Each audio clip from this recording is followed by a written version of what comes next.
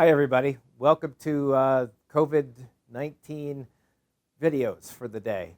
I'm Dr. Kestler from Lorain County Community College, and I want to address a few things today in today's video.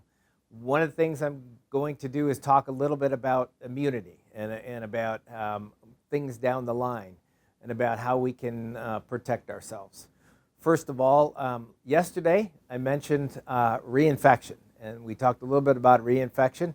So basically, the immune responses that we have there's basically two kinds. One of them is an antibody response, and one is a cellular immune response.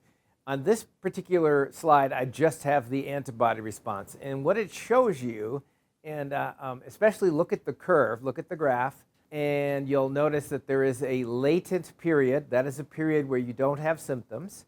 And then the latent period goes into after the latent period, you start making an immune response.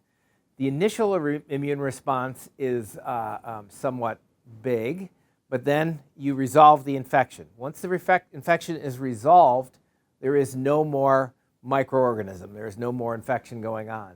And then a period of time takes place. Maybe it's a week, maybe it's a year, where a second exposure occurs. And that second exposure is where the immune response is massive. You can see there that it is a very big response. You will not perceive even being exposed to the microorganism. So that's kind of what we want. By the way, if I get an infection, that's all actually I call it natural vaccination. So I'm vaccinating myself against something by having the disease. And then the second time I'm exposed, that's called natural boosting. And so if you ever got a booster immune response, that is what we're talking about when you're getting a boosting. You're making a bigger immune response, and the second immune response is quite large. Now, a couple of things about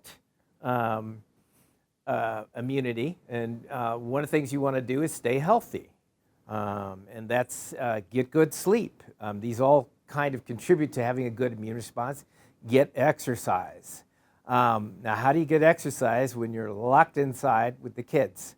Well, you can let the kids out and play in the yard. It's okay for them to go outside. I would not recommend any kind of contact sports, but certainly they can get out and run around. That's a very good thing for them. And you should go run around with them. That can be good for you. Proper nutrition is also a very important one. Eating right. I know everybody here at the fitness center always tells me that I need to flatten the curve, and I promise you all I'll be eating better and trying to lose some weight so that I'm in great shape, because you want to be in peak shape, good nutrition, all those kinds of things. I'm also going to comment a little bit about something that has been stirring around the internet, and that is the relationship between humidity and disease. Now, we don't have any information on this particular virus. This particular virus, I will tell you, is brand new. Lots of things have been answering questions about issues like pregnancy, and I don't know. We have no experience with this, so I would tell a pregnant person to avoid any exposure whatsoever until we know more, and we don't know anything yet because we have a virus that we only has been around for 3 months now.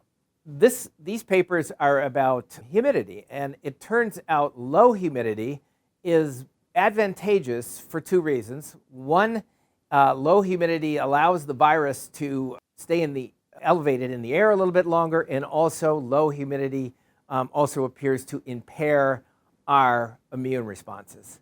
So how can you change humidity? Well, do what my wife loves to take, hot showers, and maybe I'll start taking a few hot showers and improve the humidity in my house.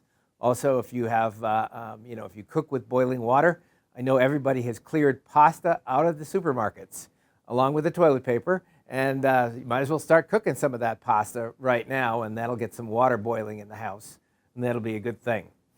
And that's about all I have for today. And I just want to remind you all to be the helper. As we learned before, be good to each other. And may you persist like a lentivirus.